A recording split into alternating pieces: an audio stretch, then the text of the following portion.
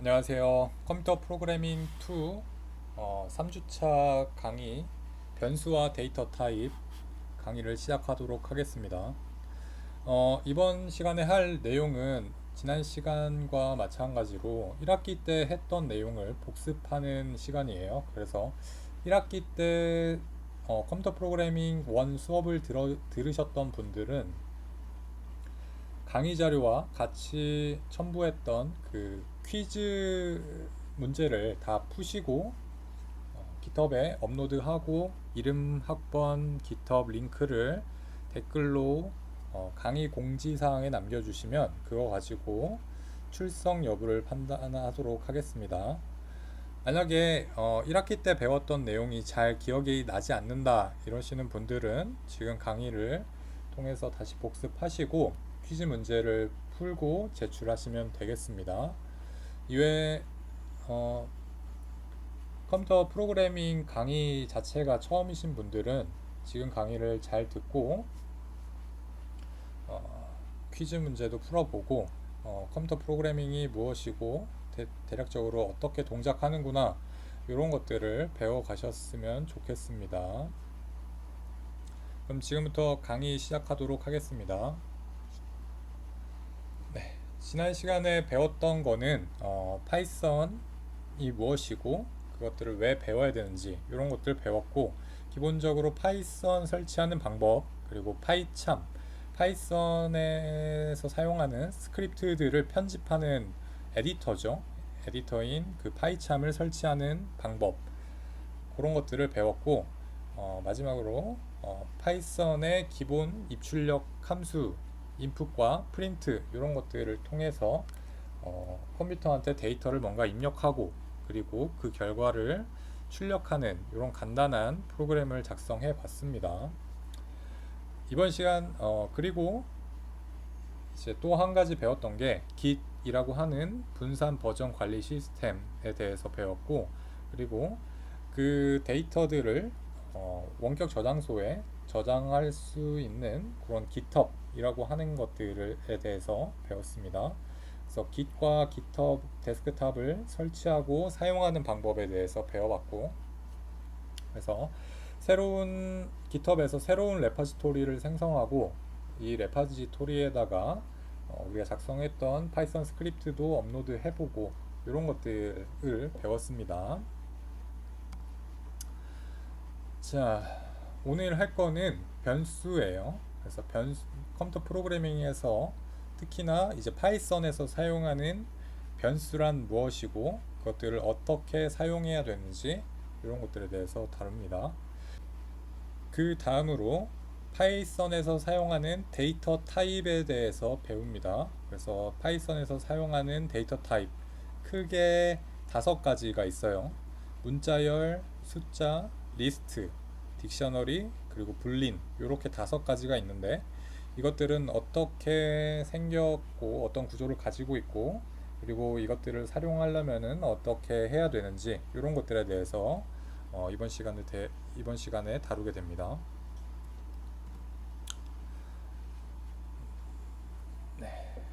그래서 강의 목표는 컴퓨터 프로그래밍 언어에 대한 기본 개념을 이해하기 위해서 필요한 변수와 데이터 타입을 이해하고 그것들을 잘 활용하는 방법을 배우는 게 이번 강의의 목표입니다. 자, 첫 번째로 변수입니다. 파이썬에서 사용하는 변수는 데이터를 저장하고 조작하기 위한 가장 작은 단위의 요소를 뜻해요. 그래서 쉽게 생각하면 우리가 수학 문제를 풀 때 x는 3이고 y는 5다 뭐 이런 식으로 변수 x와 y에 대해서 우리가 어떤 특정한 값을 할당해서 사용하잖아요. 그런 것처럼 이 프로그래밍 그리고 파이썬에서도 변수라는 개념을 도입해서 이 변수에다가 특정 데이터를 담는 역할을 수행하게 만들었어요. 그래서 변수에는 우리가 뒤에 배우는 데이터 타입에서 사용하는 숫자, 문자열, 뭐 딕셔너리, 리스트 뭐 이런 것들을 담아두고 우리가 그 담아놨던 데이터들이 필요할 때마다 그 변수를 호출해서 어떤 특정한 연산이라던가 이런 작업들을 처리하게 됩니다. 그래서 우리가 변수에다가 어떤 데이터를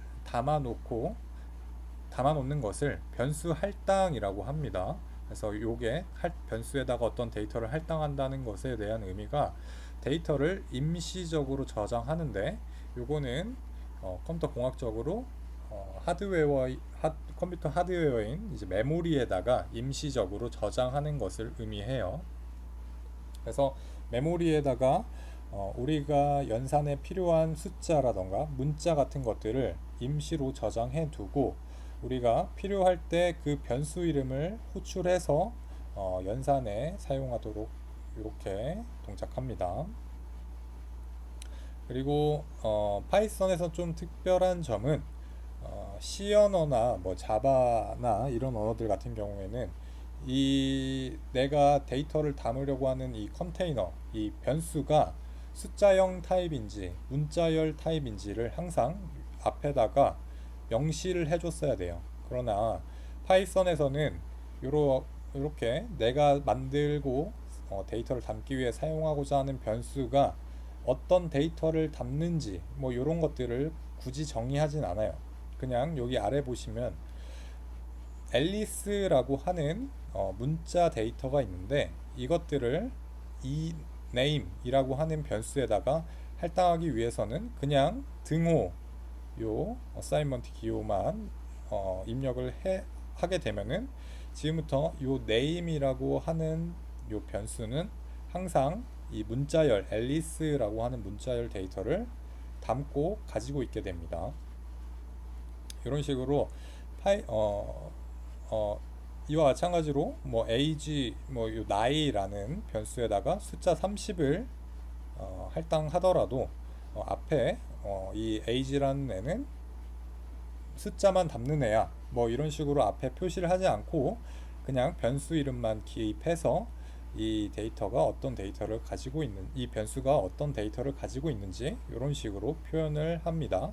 그래서 파이썬의 가장 큰 특징으로는 파이썬에서 사용하는 변수는 데이터 타입에 대한 설정을 별도로 하지 않고 변수에다가 곧바로 데이터를 바로 저장할 수 있다, 데이터를 할당할 수 있다, 이렇게 생각하시면 되겠습니다. 그래서 한번 해보면 제가 지난 시간에 말씀드렸던 것처럼 매일매일 강의를 할 때마다 이렇게 새롭게 파이썬 스크립트를 하나 만들어 주세요. 그래서 이 스크립트가 어떤 내용의 코드를 담고 있는지 이런 것들을 제목으로 바로 알아볼 수 있게 이 코드에 대한 요약적인 내용을 함축하고 있는 어떤 파일명을 이렇게 작성해 줍니다. 그래서 저는 새로운 스크립트 베리어블이라고 하는 스크립트를 하나 만들었어요. 여기에 예제에 있는 것을 그대로 한번 따라 해 보도록 하겠습니다. 자, name이라고 하는 변수를 만들 거예요. 이 변수에다가는 제 이름 이관훈이라고 하는 데이터를 담고 싶어요. 그랬을 때 이렇게 등호 표시를 해주고 name이라는 임의로 제가 만든 이 변수 이름 뒤에 바로 등호를 표시해주고, 그리고 제가 가지고 있는 실제 이름 이관훈이라고 하는 문자열을 이렇게 따옴표로 표현해서 변수에다가 데이터를 할당하게 됩니다. 그래서 실행해 보면 출력되는 결과가 아무것도 없죠. 요거 변수가 어떤 데이터를 가지고 있는지 확인하고 싶으면 우리가 지난 시간에 배웠던 요 print라고 하는 함수에다가 이 데이터를 가지고 있는 변수 이름 name을 입력해서 화면에 실행을 해 보도록 하겠습니다. 실행하는 거는 윈도우에서 이렇게 내가 실행하고 싶은 코드를 드래그하고 Alt Shift E 이렇게 누르거나, 여기 윈도우는 아마 우측 상단에 화살표 버튼이 있을 거예요. 그 화살표를 누르면 이 스크립트 내용 전체를 다 실행할 수가 있습니다. 그래서 아무튼 둘 중 한 가지의 방법으로 코드를 이렇게 실행하게 되면은 자, 이관훈이라고 하는 어떤 데이터가 화면에 출력된 걸 볼 수 있어요. 자, 이게 어떻게 동작했는지를 살펴보면, 자, 최종적으로 마지막 줄에 있는 이 코드 먼저 볼게요. print라고 하는 함수를 써서 괄호를 치고, 지금 배우지는 않았지만 요 괄호 안에 들어가는 게 이 함수의 4개 변수라고 하는 거예요. 이 함수가 실행될 때 어떤 특정한 값을 가지고 연산을 할 건지 이런 것들을 입력해 주는 게 매개 변수예요. 아무튼 요거는 잊어버리셔도 되고, 화면에 출력해라 라고 하는 함수를 실행하는데, 이 화면에 어떤 것을 출력할 거냐면 name이라고 하는 변수를 화면에 출력할 거예요. 이 name이라는 변수는 어떻게 정의되어 있는지 위에서 살펴보니까, 자, name은 여기 있죠. name이라고 하는 것은 이관훈이라고 하는 문자열 데이터를 담고 있다. 그래서 요 함수가 실행될 때는 요 괄호 안에 있는 name이라는 변수를 출력하게 되는데, 요 name이라는 변수가 가지고 있는 값을 출력하기 위해서는 코드 윗부분, 이 name 변수가 정의된 부분에서 이렇게 문자열 데이터를 변수에 할당된 문자열 데이터를 불러왔다. 이렇게 이 코드를 해석하시면 되겠습니다. 자, 이렇게 파이썬은 변수라는 애를 쓰고, 그 변수는 무엇을 하는 거냐면 데이터를 임시로 담아두는 역할을 해요. 그래서 임시로 담아두는 역할을 하는 이유는 우리가 나중에 어떤 특정한 프로그램을 쭉 짰을 때 거기에 필요한 연산들을 처리하기 위해서 데이터들을 임시로 담아두는 그런 역할을 수행하기 위해서 변수를 사용하는 거예요. 자, 그래서 그 다음으로 변수는 컴퓨터에서 오른쪽에서 왼쪽 방향으로 소스 코드를 입력하도록 되어 있어요. 이 말이 무엇이냐면, 자, 우리는 일반적으로 글을 읽을 때 왼쪽에서 오른쪽으로 이렇게 글을 읽잖아요. 그런데 컴퓨터는 이 소스 코드를 읽을 때는 우측에서 왼쪽으로 이렇게 가요. 그래서 보면 여기 아까 작성했던 코드를 컴퓨터가 읽기 위해서는 맨 처음에 이관훈이라고 하는 이 데이터를 먼저 읽습니다. 이 데이터를 읽은 다음에 문자열이고 이관훈이라고 되어 있는 데이터네, 이상이 없네, 이렇게 확인한 다음에 등호를 먼저 다음으로 봅니다. 이 등호는 어디에 컴퓨터가 읽기에 이 문자열 데이터를 변수 어딘가에다가 저장한다는 의미구나 라는 거를 컴퓨터가 인식하게 됩니다. 그런 다음에 목적지를 알아야겠죠. 변수 name이라고 하는 곳에다가 이관훈이라고 하는 데이터를 담으면 되겠구나. 이렇게 컴퓨터가 이 스크립트에 있는 이 문장들을 읽고 이대로 실행하게 됩니다. 그래서 일반적으로 우리 사람이 글을 읽는 것과는 반대 방향으로 코드가 동작한다. 이렇게 생각하시면 되겠습니다. 자, 그래서 요 숫자 같은 경우에도 마찬가지예요. 숫자 컴퓨터는 요 코드를 읽을 때 숫자 30을 먼저 읽고 그 다음에 등호를 판단해서 어떤 변수 age라고 하는 변수에다가 숫자 30을 이렇게 담게 되는 겁니다. 자, 이렇게 돼 있고, 자, 그 다음에 확인해 볼 방법이 다중 변수에 할당하는 방법이에요. 자, 다중 변수라는 거는 뭐냐면은 별건 아니고, 기존에 이렇게 각 코드 한 줄 한 줄에다가 이름이라고 하는 변수에는 문자열 이관훈을 담았고, 나이라고 하는 변수에다가 숫자 30을 이렇게 담았잖아요. 이거를 한 줄에 다중 변수로 처리할 수도 있어요. 어떻게 하냐면 이렇게 쉼표를 쳐주고 이렇게 각각이 대응되도록, 변수 이름은 이관훈에 대응되고 나이라는 변수는 숫자 30에 대응되도록 이렇게 코드를 작성할 수도 있습니다. 그런 다음에 프린트를 이렇게 변수 각각을 해보면 이런 식으로 변수 name과 변수 age에 문자열 이관훈 그리고 숫자 30이 각각 담겼다는 것을 확인할 수가 있습니다. 자, 그런 다음에 또 뭘 할 수 있냐면 A라는 사람이 있어요. A의 나이 그리고 B라는 사람이 있을 수도 있죠. A와 B 이렇게 두 사람이 있는데 요 사람의 각각의 나이가 모두 다 30으로 동일했을 경우에 이렇게 다중 변수를 한 번에 같은 값을 할당하는 방식도 있어요. 어떻게 하냐면은 자,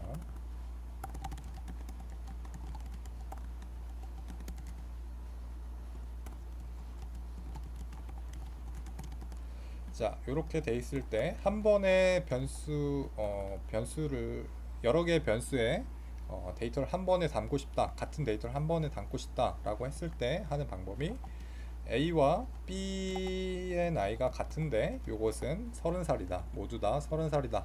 이런 식으로도 작업을 변수에다가 할당을 할 수 있어요. 그래서 이렇게 해보면 A라는 사람의 나이와 B라고 하는 사람의 나이가 모두 30살이다. 이런 방식으로도 코드를 작성할 수 있습니다.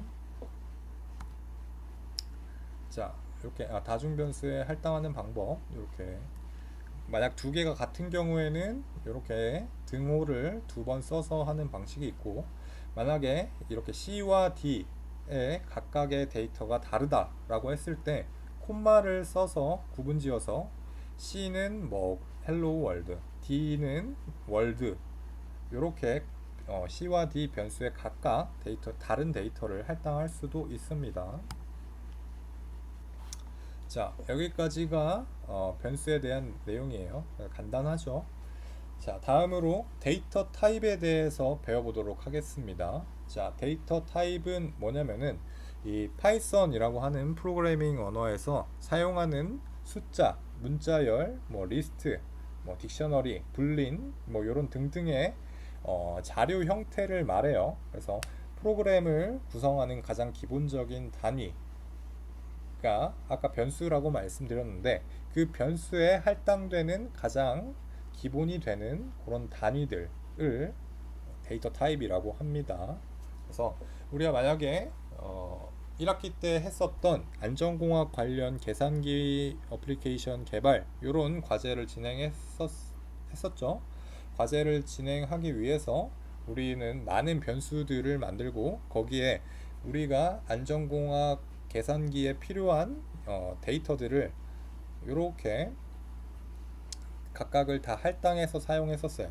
그것처럼 우리가 어떤 어플리케이션을 개발한다고 가정했을 때 이런 프로그램들을 설계하기 위해서 제일 가장 먼저 해야 되는 고려해야 되는 것이 이렇게 데이터 타입을 어떤 걸로 할 거냐.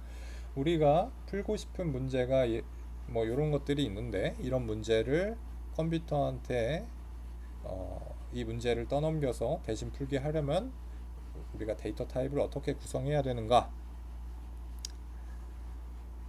이런 것들을 고민할 때 사용하는 가장 기본 단위예요. 자, 그래서 파이썬에서 사용하는 데이터 타입은 이런 것들이 있고 지금부터 이렇게 하나씩 살펴보도록 하겠습니다. 먼저 문자열이에요. 문자열이라고 하는 거는 뭐냐면은 기본 문자 한 글자 한 글자의 시퀀스를 문자열이라고 해요. 이게 무슨 얘기냐면 우리가 어떤 글을 읽거나 말을 할 때 한 글자 한 글자씩 하진 않죠. 기본적으로 단어 단위를 말을 하거나 아니면은 단어들을 여러 개 이어 붙여서 문장을 만들거나 혹은 문장들을 여러 개를 이어 붙여서 문단을 만들어서 이야기를 하거나 이렇게 하죠. 그런 것처럼 컴퓨터도 알파벳 한 글자 한 글자 뭐 이렇게도 인식을 하긴 하지만 기본적으로 우리가 문자열이라고 하는 것들은 문자 한 글자 한 글자 뭐 일련의 어떤 시퀀스들을 묶어 놓은 것을 말해요. 자, 그래서 문자열은 기본적으로 파이썬에서 구분할 때 이 데이터가 문자열이다 라는 것들을 표현하기 위해서 이 따옴표를 사용합니다. 그래서 우리가 아까 사용했던 name이라고 하는 변수에 문자열 이관훈 요걸 할당하고 싶으면 이렇게 따옴표를 쳤던 이유가 내가 지금 컴퓨터한테 입력한 이관훈이라고 하는 요 문자열 데이터가 컴퓨터가 인식하기에 이거는 문자열인 데이터야 라고 인식하게 하기 위해서 이렇게 따옴표, 큰 따옴표 혹은 작은 따옴표 이렇게 해서 사용을 하는 것이 문자열입니다. 자, 그래서 문자열을 표현할 때는 큰 따옴표, 작은 따옴표 이렇게 둘 다 상관없지만 항상 끝에는 처음과 끝은 문자열의 처음과 끝은 같은 따옴표로 묶어줘야 됩니다. 자, 그리고 여기 특이한 점이 있어요. 자, 만약에 문자열 name이라고 하는 것이 있을 수가 있죠. 근데 여기 앞에 보면 변수 이름도 name이에요. 자, 여기서 컴퓨터가 인식하기에 변수라는 개념과 문자열이라고 하는 개념을 어떻게 서로 구분지어서 이거 둘이 다르다라는 걸 인식할 수 있을까요? 정답은 요 따옴표로 구분을 하는 거죠. 그래서 많이들 헷갈려 하시는 게 요 뭔가 데이터 우리가 읽기에는 동일하게 name이라고 하는 글자들은 다 동일해 보이지만 여기 보시면 요 따옴표로 묶여져 있는 것들은 컴퓨터가 인식하기에 문자열인 것이고 따옴표가 없는 name은 변수 개념으로 컴퓨터가 이해를 하게 되는 겁니다. 그래서 변수와 문자열 이런 차이가 있다는 것을 잘 기억해 두시기 바랍니다. 그래서 큰 차이가 있어요. 자, 그래서 출력을 한번 해보면 자, 여기서 매개 변수로 사용하는 거는 문자열이 아니죠. 문자열이 아니라 name이라고 하는 변수를 매개 변수, 프린트의 매개 변수로 쓴 거예요. 그래서 요 name이라고 하는 변수가 어떤 데이터를 가지고 있는지 위에서 찾아보니까 자, 여기를 다 헷갈려 하실 수도 있으니까 여기를 다 지우고 여기서 살펴보면 문자열 name을 갖고 있죠. 그래서 이거 코드를 실행하면 이렇게 문자열 name이 화면에 출력되는 것을 볼 수 있습니다.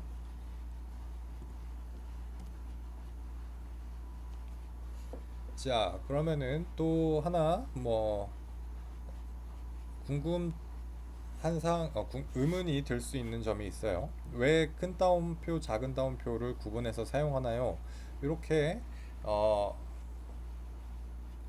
생각을 하실 수가 있는데 크게 가장 큰 이유는 문자열 중에서도 이렇게 따옴표가 필요한 상황이 있어요. 자, 여기 예문에 있는 것을 예로 들면 엄마가 말했다. 뭐라고 말했냐면 밥 먹고 가. 이렇게 된 문자열이 있을 수가 있어요. 자, 여기서 보면은 작은 따옴표로 문자열임을 표시를 했죠. 그 다음에 요 문자열 안에 큰 따옴표 밥 먹고 가가 있어요.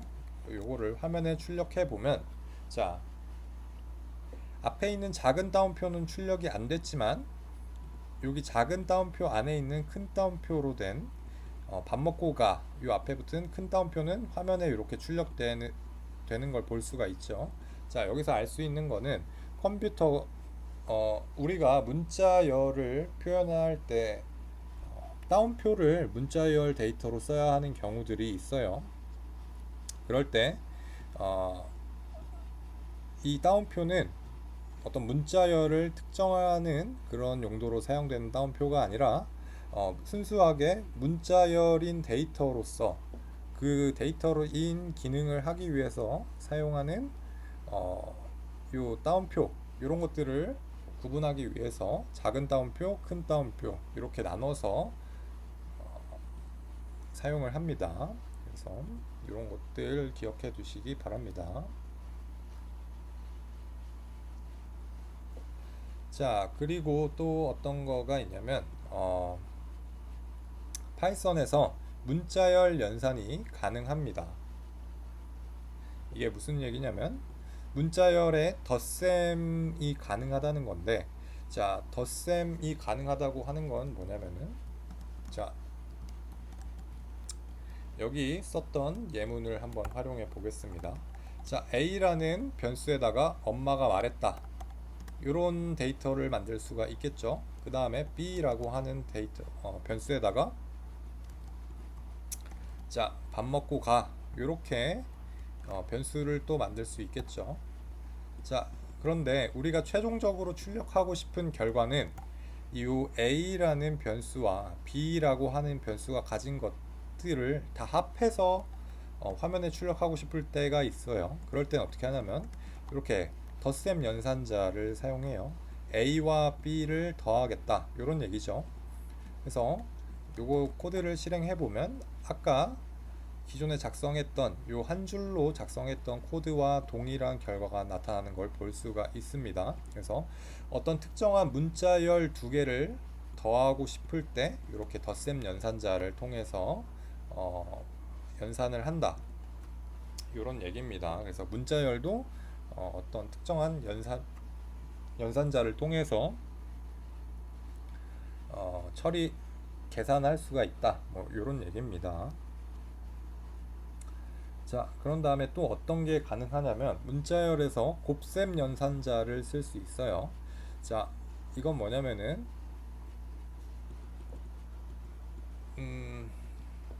자, 데이터를 다 지워 볼게요. 자, 이렇게 등호라는 문자열을 A라는 변수에 할당했죠. 자, 이거를 내가 화면에 50개를 연결해서 화면에 출력하고 싶다 라고 했을 때 어떻게 하냐면 A 더하기 A 더하기 A 더하기 해가지고 뭐 50개를 다 더할 수도 있겠지만, 우리는 곱셈이 어떻게 연산되는 건지 알죠. 그래서 A를 몇 번 곱하면 이 A라는 것이 요 곱셈 연산자와 몇 번 곱할 건지에 대한 요 숫자를 곱해서 화면에 출력하는 것을 알 수가 있죠. 그런 것처럼 문자열에서도 요 문자열이 특정 반복하고 싶은 개수를 입력해서 곱셈 연산자와 같이 이렇게 결합해서 사용하게 되면 특정한 문자를 이렇게 입력한 반복을 반복하고 싶은 길이만큼 이렇게 곱을 하게 되면 특정 문자열이 반복해서 화면에 출력된다는 것을 알 수가 있습니다. 이런 게 필요할 때 문자열에다가 곱셈을 결합해서 사용을 합니다.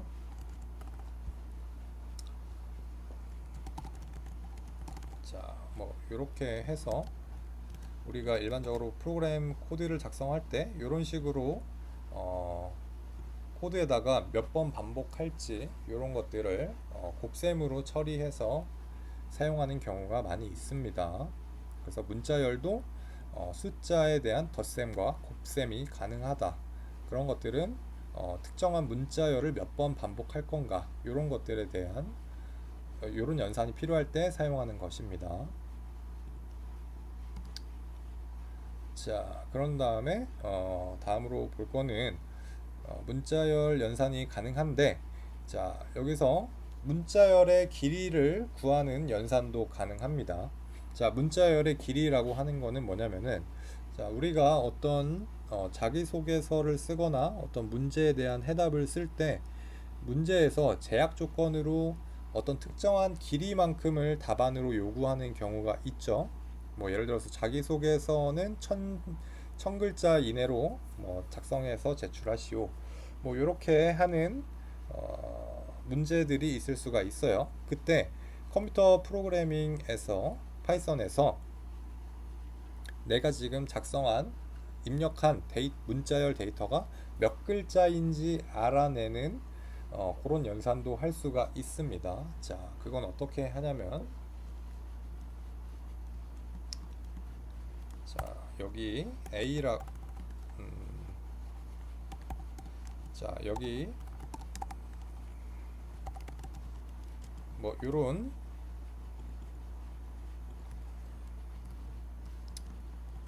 그냥 스트링이라고 하겠습니다. 요런 문자열 데이터가 있는데, 자기소개서 내용은 1000글자 이내로 작성하십시오.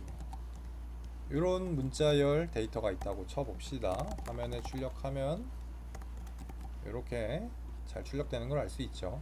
자, 만약에 요 문자열의 길이가 몇 글자인지 알고 싶을 때 사용하는 코드가 있어요. 이 코드가 뭐냐면은 요 함수 length라고 하는 함수가 있습니다. 자,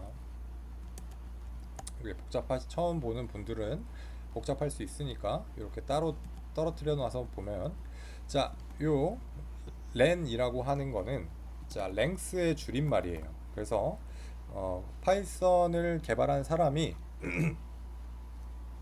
미리 다 구현을 해 놓은 거예요. 뭐처럼 프린트처럼 화면에 출력하는 기능들을, 소스 코드를 다 파이썬을 처음 개발할 때 이렇게 다 작성을 해 놓은 거예요. 그래서 우리가 화면에 출력하고 싶은 어떤 요소가 있을 때마다 화면에 소스 코드에다가 이렇게 프린트라고 하고 어떤 내용을 화면에 출력하고 싶은지 이런 것들을 바로바로 사용할 수 있는 게 요게 함수거든요.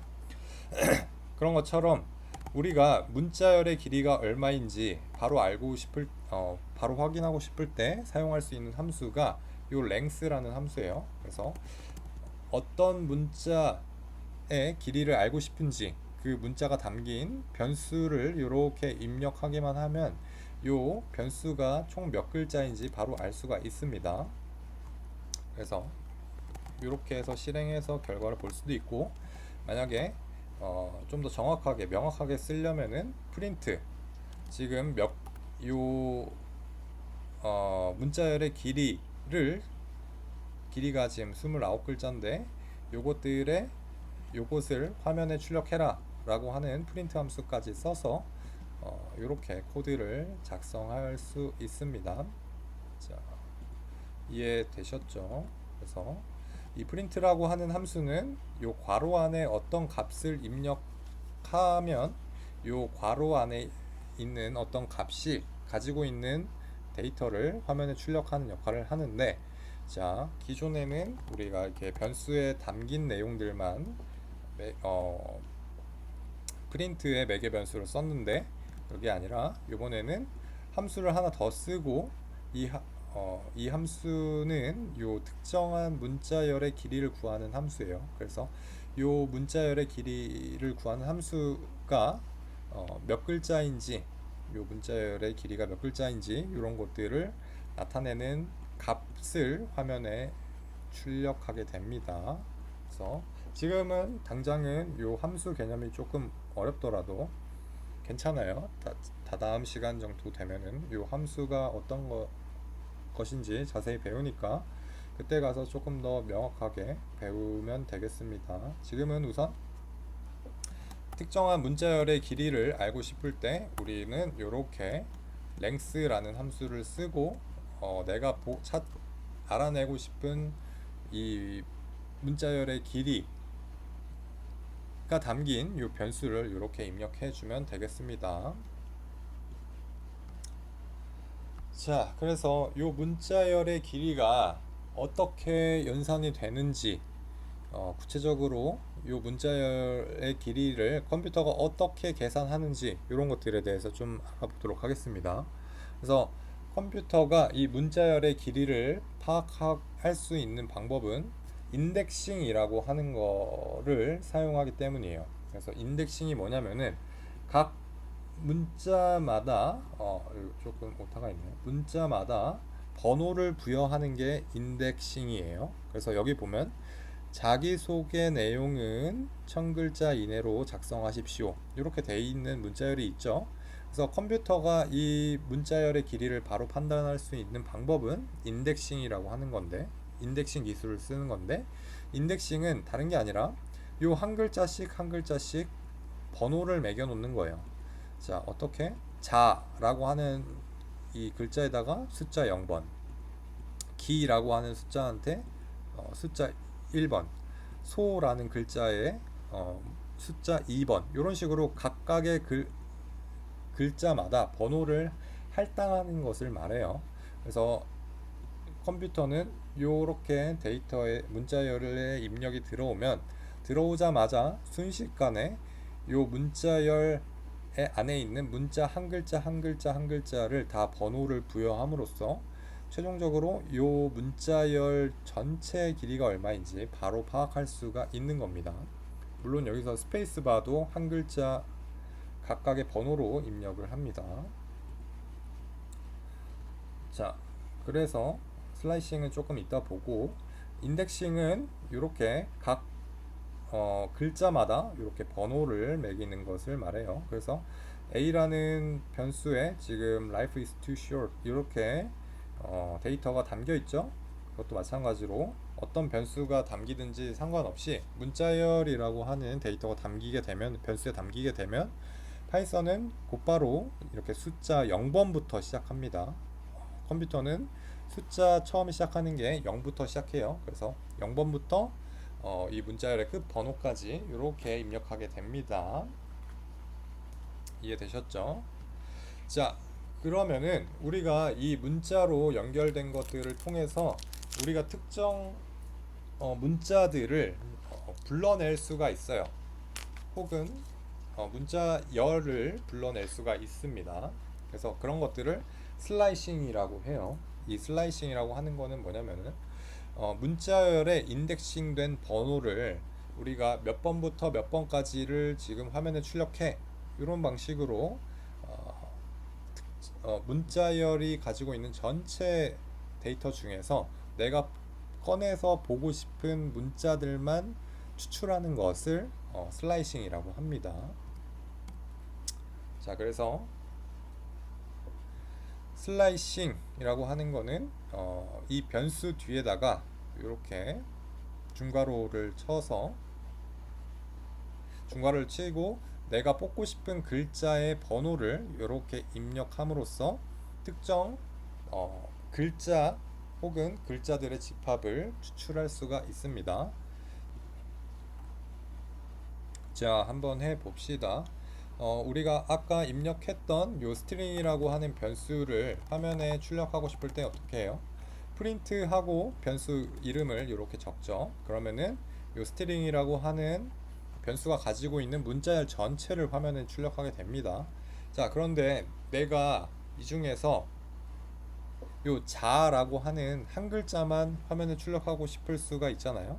그럴 때는 어떻게 하냐면 이렇게 대괄호를 치고, 자, 요 문자열에서 인덱싱된 번호 자라는 한 글자가 인덱싱된 번호 0을 이렇게 입력하게 되면 자라고 하는 요 한 글자만 출력하게 됩니다. 만약에 기 한 글자를 뽑고 싶으면 이렇게 숫자 1을 입력해서 한 글자를 뽑아낼 수가 있습니다.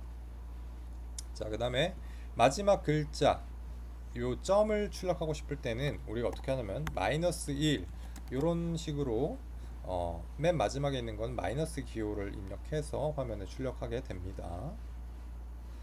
자, 만약에 지금까지는 한 글자 한 글자씩만 뽑아내는 방식을 배웠는데,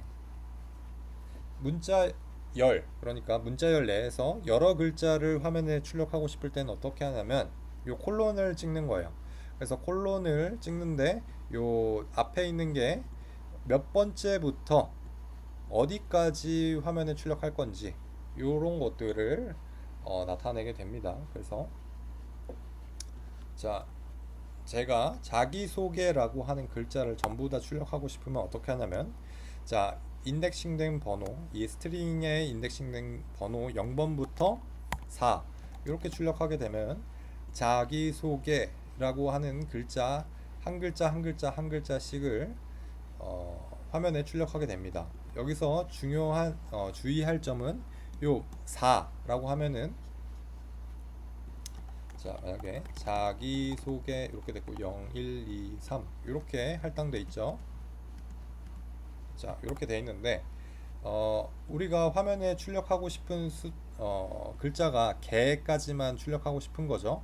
이럴 때는 숫자 3까지 이렇게 인덱싱된 번호가 0부터 3까지 출력해야 되는데 요런 콜론 기호를 쓸 때는 요 마지막 번호는 포함되지 않아요. 그래서 요거에 의미하는 바는 0부터 3, 4는 포함하지 말고 3까지만 화면에 출력해라, 요런 뜻입니다. 그래서 우리가 문자열을 슬라이싱 할 때 원하는 글자가 여러 개인 경우, 요 글자들이 순서대로 필요한 경우에는 이렇게 콜론을 써서 여러 글자들을 한 번에 출력할 수가 있습니다. 자, 여기까지가 문자열 인덱싱 슬라이싱 하는 것까지 배웠어요. 자, 그러면은 잠깐 멈추시고, 강의를 멈추시고 요 퀴즈 문제를 한번 풀어보세요. 자, 주어진 문자열 헬로우, 그리고 쉼표, 월드 하고 느낌표 이렇게 돼 있어요. 그래서 첫 번째 단어 헬로우만 화면에 추출해서 출력하는 파이썬 코드를 작성해 보세요. 그래서 요거 할 때 주의하실 점은, 변수를 뭐 새로 헬로우 해가지고 문자열을 다시 할당하는 게 아니라 인덱싱과 슬라이싱을 이해하고 요것들을 이용해 가지고 화면에 요 전체 문자열 헬로우 월드, 헬로우 쉼표, 월드 느낌표 요것 중에서 헬로우만 추출을 해보는 것을 추출해 보세요. 요게 첫 번째 퀴즈입니다.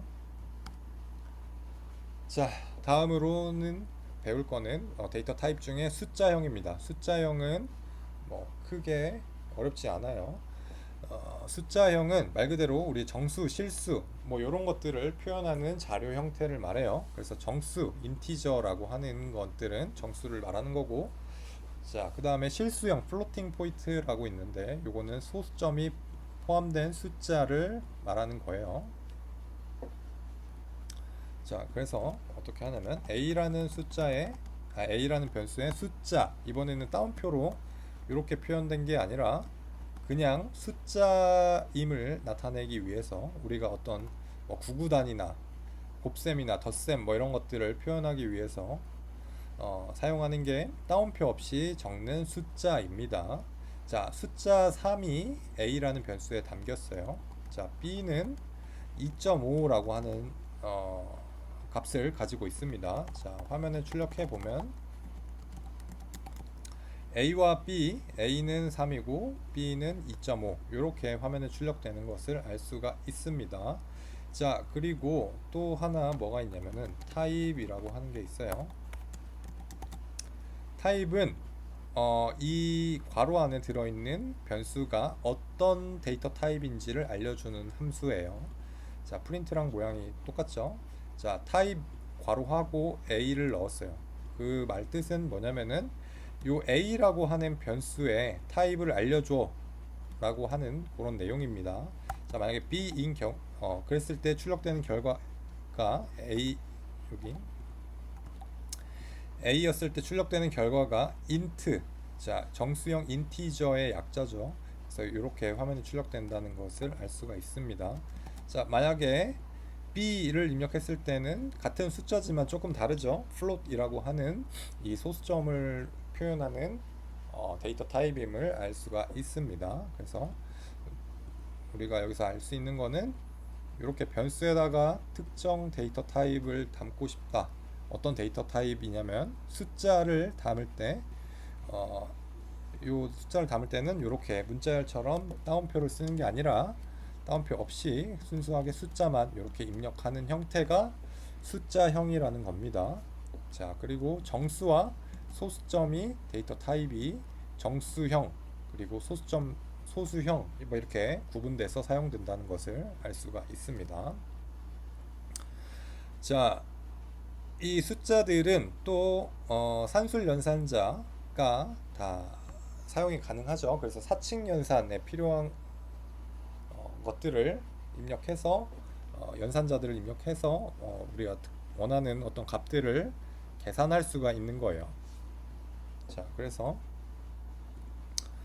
보면 A와 B를 더할 수도 있고 A와 B를 뺄 수도 있고 A와 B를 곱을 할 때도 있고 그리고 나눗셈 이렇게도 표현할 수가 있습니다. 그래서 여기 A와 B 사이에 어떤 사칙 연산자가 들어가느냐에 따라서 그 사칙 연산자에 따른 연산이 컴퓨터 내에서 처리되게 됩니다.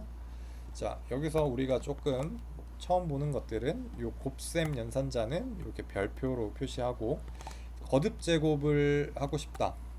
만약에 A의 제곱을 표현하고 싶다 할 때 이렇게 별을 두 개 씁니다. 그래서 의미하는 바는 요게 의미하는 바는 A의 거듭 제곱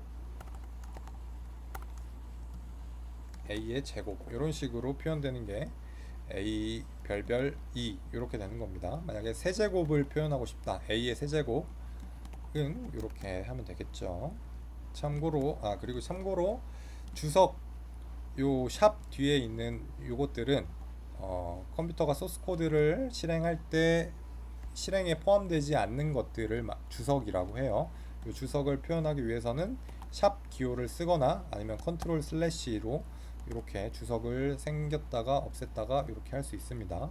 컨트롤 플러스 슬래시를 통해서 주석 처리가 가능합니다.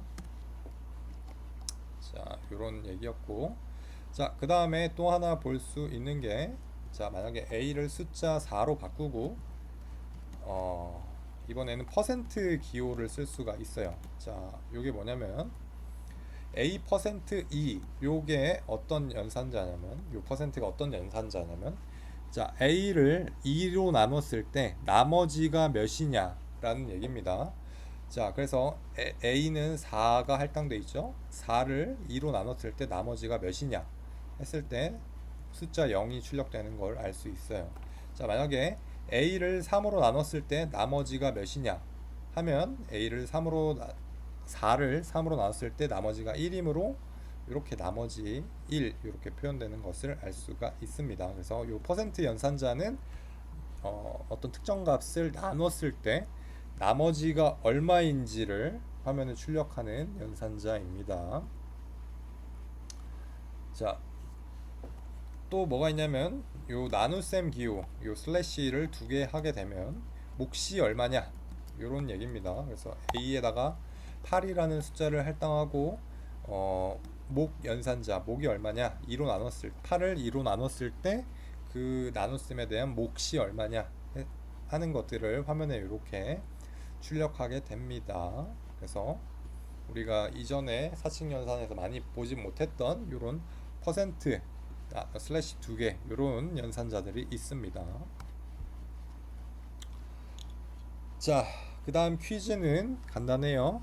정수 7과 3의 덧셈 값을 제곱해서 이 값을 result라고 하는 변수에 할당하는 파이썬 코드를 작성해 보는 게 퀴즈입니다.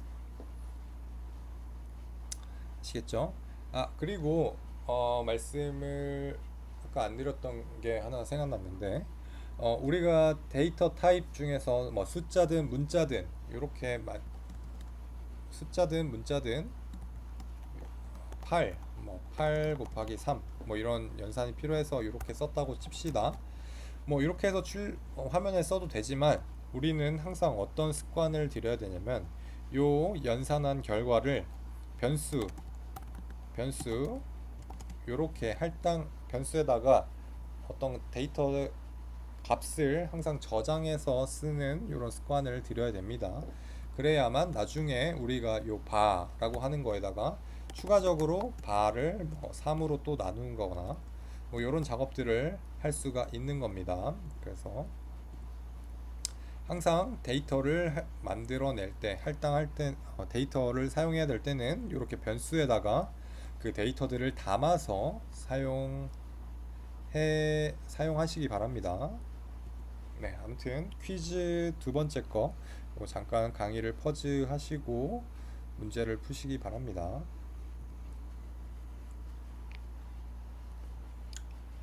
자, 다음은 리스트예요. 리스트는 여러 값을 저장하는 배열 혹은 집합 뭐 이렇게 표현하는 거예요. 그래서 우리가 아까는 뭐 문자열, 숫자 이렇게 한 가지 한 가지씩만 데이터 타입을 다뤄봤고 그 각각의 데이터들을 하나의 변수에 담았는데 요 특정한 문자열 여러 개를 하나의 어떤 집합 단위로 표현하고 싶을 수도 있어요. 그런 거를 표현할 컴퓨터 상에서 프로그래밍 상에서 표현할 때 리스트라는 단위를 씁니다. 자, 한번 보면 자, 지금까지는 A라는 변수에다 숫자 3을 할당했고 B라는 변수에 숫자 5를 할당했어요. 근데 그게 아니라 어떤 집합을 가지고 A라는 변수에 5와 3 뭐 이런 식으로 두 가지의 숫자를 담아놓고 쓰는 방법도 있습니다. 혹은 뭐 여러 개가 있을 수도 있죠. 그래서 이렇게 여러 개의 데이터들에 대한 집합 개념을 나타내는 게 리스트예요. 리스트. 그래서 리스트는 이렇게 대괄호로 묶어서 표현한다는 것을 알 수가 있습니다. 자, 그래서 print a라는 변수에 리스트라는 데이터를 할당합니다. 그래서 그 리스트는 요 5, 3, 5, 6 요런 숫자 데이터를 가지고 있는데 요 각각의 리스트 안에 있는 요 숫자 데이터들을 원소라고 표현합니다. 아시겠죠? 그래서 집합 안에 있는 각각의 원소들 요렇게 집합 그리고 원소 이렇게 표현을 합니다. 그 원소들은 이렇게 항상 쉼표로 구분해야 됩니다. 만약에 쉼표가 없으면 얘는 숫자 56이 되는 거겠죠. 근데 5와 6 각각을 원소로 표현하고 싶다면 이렇게 항상 쉼표를 사용해서 이게 각각의 원소라는 것을 나타내셔야 합니다. 자, 그래서 데이터 타입도 한번 볼까요? 데이터 타입 뭐라고 나오면 리스트 이렇게 나옵니다. 데이터 타입도 확인할 수가 있습니다. 그래서 뭐 여기에 지금은 뭐 숫자만 썼는데 문자열도 쓸 수가 있어요. 이관 훈 이렇게 해서 B 같은 경우에는 리스트인데 원소로 문자 하나, 이라는 문자 하나, 관이라고 하는 글자 하나, 훈이라고 하는 글자 하나 이렇게 각각을 원소로 해서 가지고 있는 리스트를 확인할 수 있습니다. 자, 리스트도 문자열과 마찬가지로 인덱싱과 슬라이싱을 할 수가 있어요. 그래서 각 리스트에 포함되어 있는 각 원소마다 번호가 부여되어 있고 이를 인덱싱이라고 합니다. 그런 다음에 우리가 특정한 원소들 리스트 내에 있는 특정한 원소들만 추출하고 싶을 때 사용하는 것이 요 슬라이싱이에요. 그래서 슬라이싱 할 때는 문자열에서 슬라이싱 했던 거와 마찬가지로 원소에 인덱싱된 번호를 호출해서 화면에 출력하면 됩니다. 자, 그래서 한번 보면 A라는 리스트에서 자, A라는 이렇게 해서 화면에 출력하면 A가 가지고 있는 원소 5, 3, 5, 6 이렇게 전체가 다 화면에 출력되죠. 근데 그게 아니라 제가 첫 번째 있는 원소만 출력하고 싶어 하면은 이렇게 화면에 출력하면 되겠죠. 그게 아니라 자, 숫자 3 두 번째 리스트에 A 리스트의 두 번째에 들어있는 숫자 3을 뽑고 싶어 하면 인덱싱된 번호 이게 0, 1, 2, 3 이렇게 출력되니까 인덱싱 되어 있으니까 그 번호를 입력하면 됩니다. 자, 문자열과 마찬가지로 여러 개를 뽑고 싶다 라고 하면 이렇게 콜론을 찍고 처음 시작점과 끝 지점, 요 마찬가지로 끝 지점 거는 포함이 안 됩니다. 그래서 A가 가지고 있는 데이터 중 리스트의 원소 중에서 0, 1, 2 요 말인즉슨 A의 0 그리고 A의 1 A의 2 요것들을 화면에 출력해라 이렇게 표현하게 되는 겁니다. 이런 방식으로 이렇게 해서 슬라이싱을 할 수가 있습니다.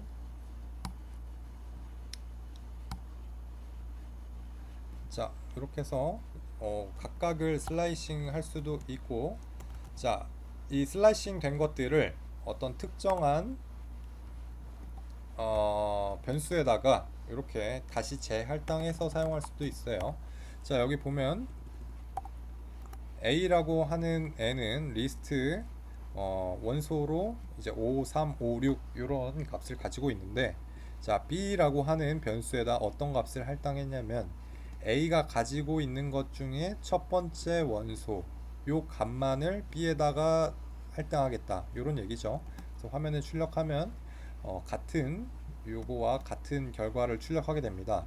그러나 여기서는 좀 다른 점은 요 B라고 하는 새로운 변수에다가 데이터를 새롭게 할당해서 쓰는 거죠. 그래서 A는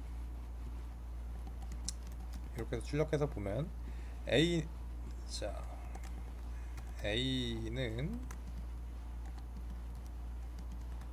B는 자, 이렇게 해서 각각을 출력해서 보면, 자, A에는 그대로 5356이란 값이 있지만 B에는 자, A가 가지고 있던 하나의 원소만 이렇게 출력해서 재할당한 거기 때문에 요 숫자 5만을 가지고 있는 것을 볼 수가 있습니다. 이렇게 슬라이싱해서 새로운 변수에 데이터를 담아서 사용하기도 합니다. 자, 여기서 그 다음으로는 이렇게 문자열의 길이를 구하는 것처럼 리스트의 길이도 구할 수가 있어요. 어떻게 하냐면 문자열에서 길이 구하는 거 뭐였죠?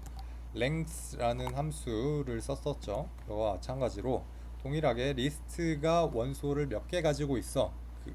이 말이 뭐냐면 리스트의 길이가 얼마냐 요 말과 동일합니다. 그래서 요 특정한 변수, 리스트 변수가 가지고 있는 원소의 개수를 알아내고 싶을 때 이렇게 length 함수를 씁니다. 자, 그래서 여기에 원소를 추가해도 이렇게 잘 길이가 몇 개인지, 길이가 몇인지, 원소의 개수가 몇 개인지 화면에 잘 출력하게 됩니다.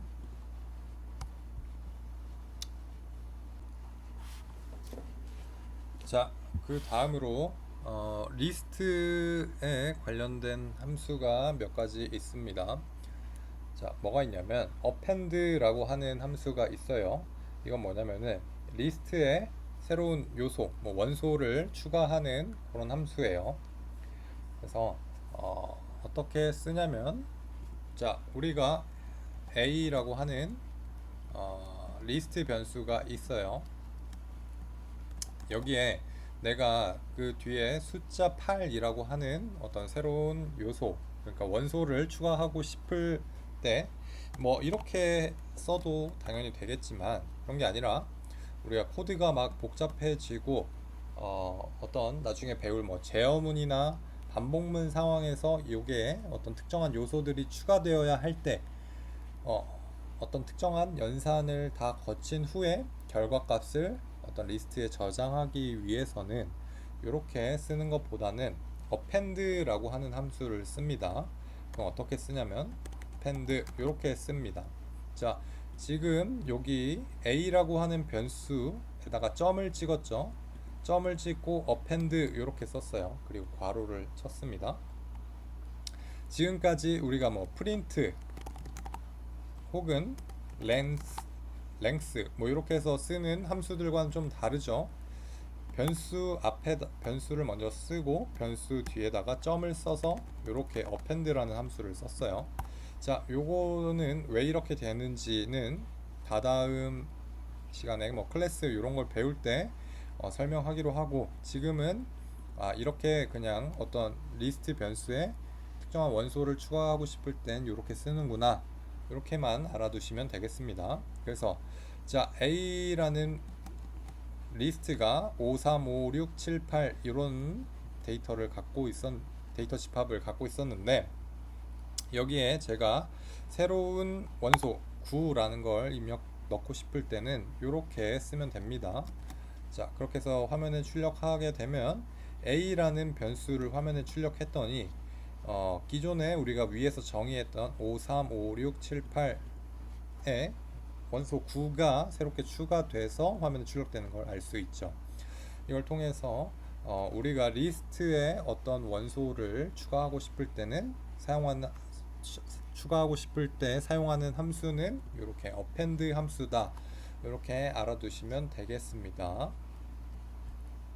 자, 반대로 리스트에서 어떤 특정한 요소, 원소를 없애고 싶으면은 어떻게 하냐면, 자, a remove 라고 하는 함수를 써주면 됩니다. 그래서 만약에 8이라고 하는 요소를 지우고 싶다 라고 하면은 이렇게 a.remove 라고 삭제하고 싶은 요소 값을 이렇게 입력해서 화면에 출력하면 되겠습니다.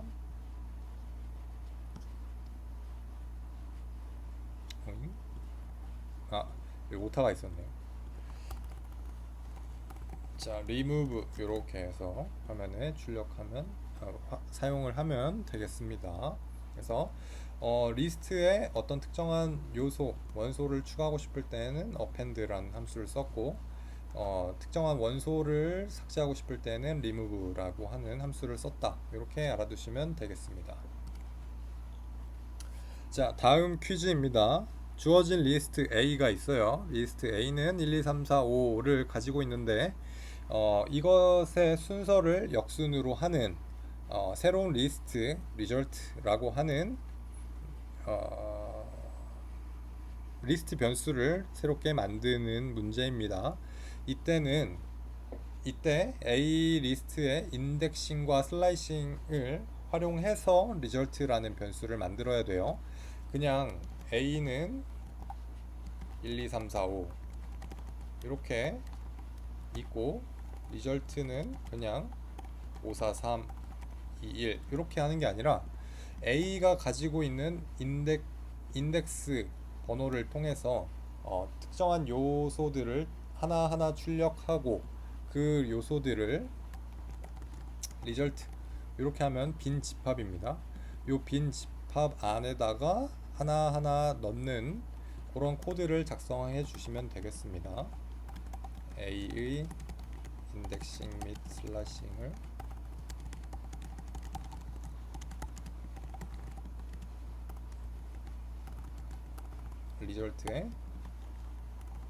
리절트를 5, 4, 3, 2, 1 이렇게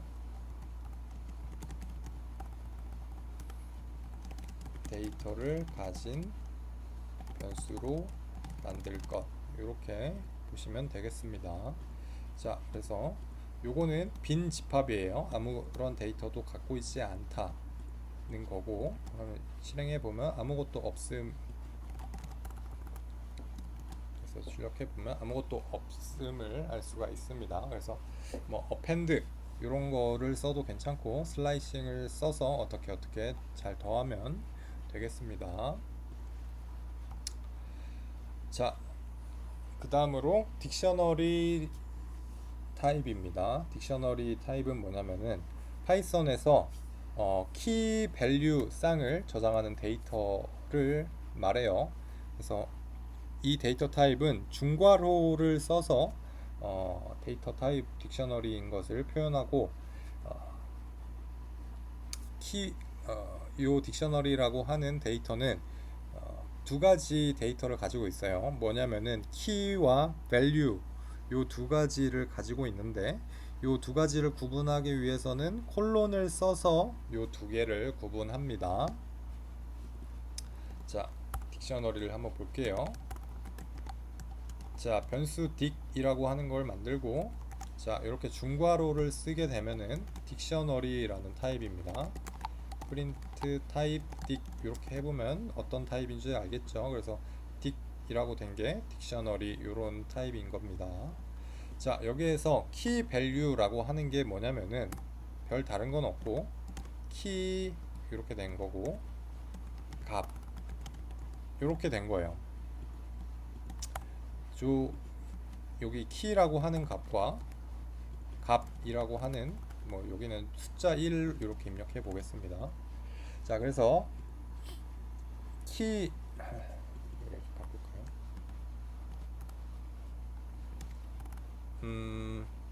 그냥 이름 이렇게 하고, 자, 이렇게 딕셔너리 데이터를 만들 수가 있어요. 이게 뭐냐면은 요 중괄호라고 하는 건 딕셔너리 타입을 의미하는 거고, 요 안에 있는 거는 각각의 원소들을 의미해요. 요소들.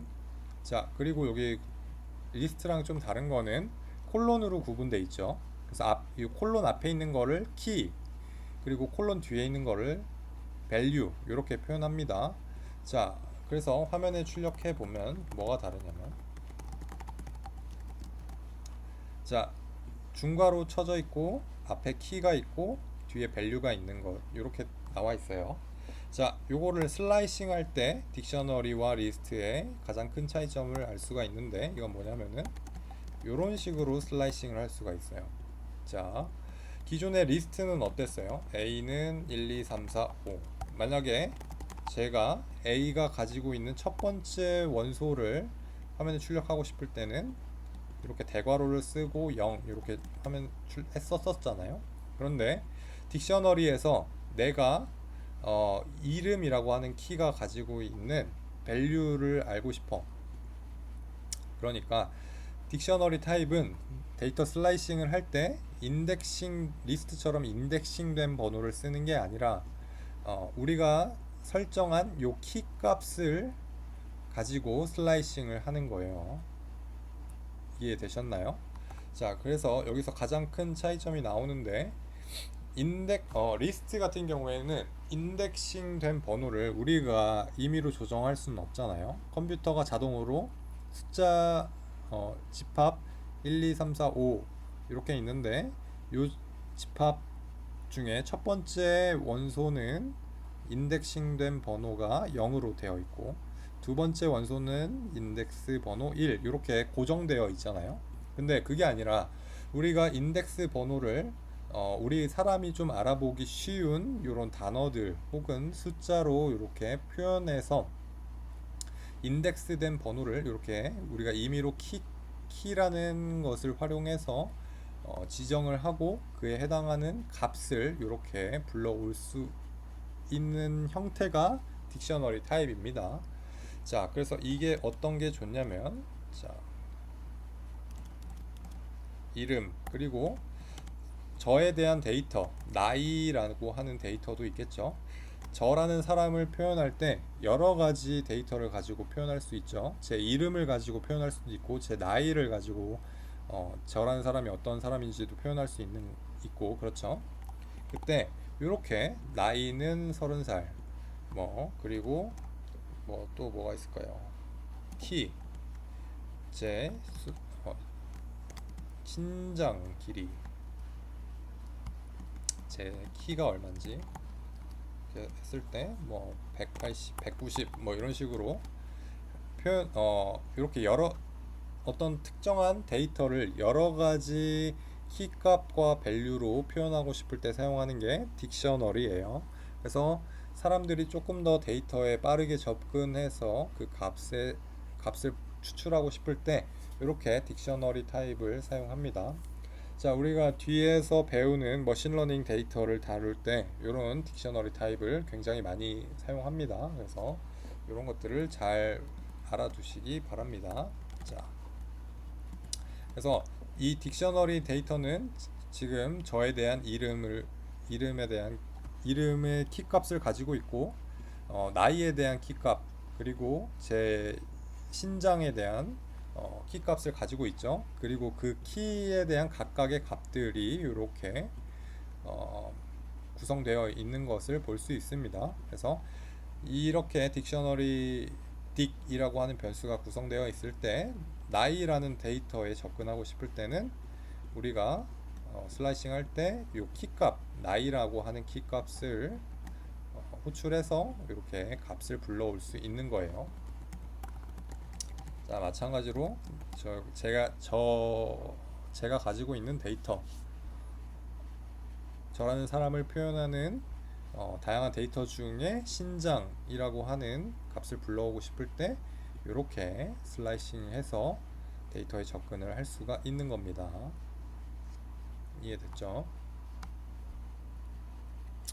자, 그래서 리스트의 인덱스 번호를 통해서 슬라이싱 하는 거랑은 좀 다르게 딕셔너리에서는 키 값을 통해서 그 키에 해당하는 밸류를 슬라이싱 한다. 그런 점에서 차이가 있다. 이렇게 알아두시면 되겠습니다.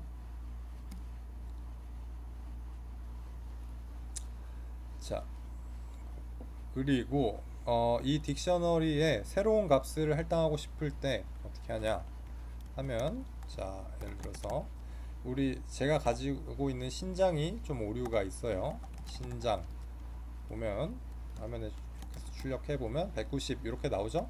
근데 그게 아니라 실제 데이터는 180이다. 뭐 이렇게 바꿔야 되는 경우가 있을 수 있어요. 그럴 때 이렇게 슬라이싱하고 새롭게 할당할 데이터 값을 이렇게 화면에 출력해 주게 되면 이렇게 딕셔너리라고 하는 딕셔너리 중에서 신장이라고 하는 키에 대한 값을 우리가 변경할 수 있는 겁니다.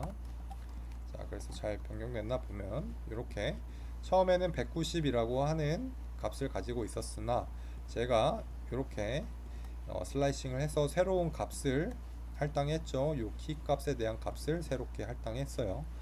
그래서 최종적으로 결과를 보면 이 변수가 가지고 있던 값이 변경이 된 거를 알 수가 있습니다. 요걸 업데이트라고 해요. 그래서 우리가 일반적으로 사용하는 홈페이지, 계정 가입을 하는 홈페이지에서 비밀번호 업데이트 같은 것들을 하잖아요. 그런 것들이 이렇게 데이터들을 DB의 딕셔너리 타입으로 갖고 있다가 우리가 비밀번호를 변경하기를 요청했을 때 이렇게 어떤 특정한 값, 뭐 예를 들어서 비밀번호가 원래는 1234였어요. 자, 여기 보면 비밀번호가 1234였죠. 그런데 내 비밀번호를 바꾸고 싶어요. 예를 들어서 5678 이런 비밀번호를 바꾸고 싶어. 그렇게 했을 때 우리 비밀번호 변경하는 페이지에서 비밀번호 업데이트 하고 나면 최종적으로 DB에는 5678이라고 하는 비밀번호가 새롭게 업데이트 되는 걸 알 수 있죠. 그런 것처럼 우리가 파이썬에서도 이렇게 데이터를 딕셔너리 타입의 데이터를 지정하고 그 데이터가 가지고 있는 값들을 업데이트 하고 싶으면 이런 방식으로 사용하게 됩니다. 자, 여기서 퀴즈입니다.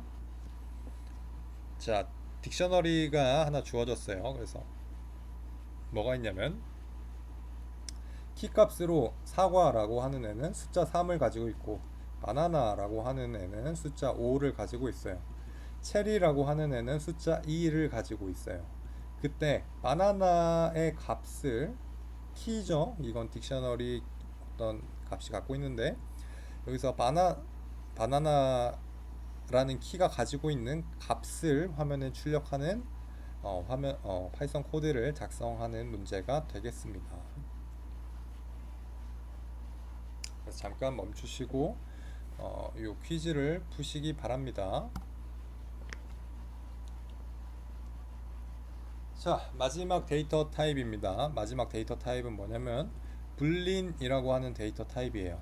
요건 뭐냐면은 참 컴퓨터 프로그래밍에서 참 그리고 거짓 요 두 가지 정보를 나타내기 위해서 사용하는 데이터 타입입니다. 그래서 참은 요 true 이렇게 되고 거짓은 false 요렇게 나타나요. 그래서 값이 딱 0 또는 1 이렇게 두 가지만 존재하는 데이터 타입을 불린 타입이라고 합니다.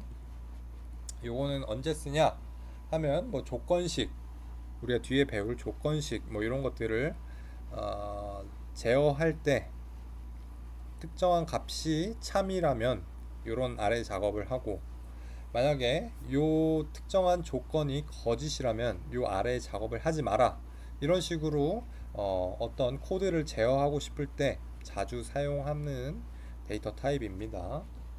자, 그래서 보면 is true 라고 하는 데이터에다가 true 라고 하는 데이터를 담았어요. 그러면 자, is true 라고 하는 변수를 화면에 출력해 보면 화면에 true 라고 하는 데이터가 나타나는 걸 볼 수 있어요.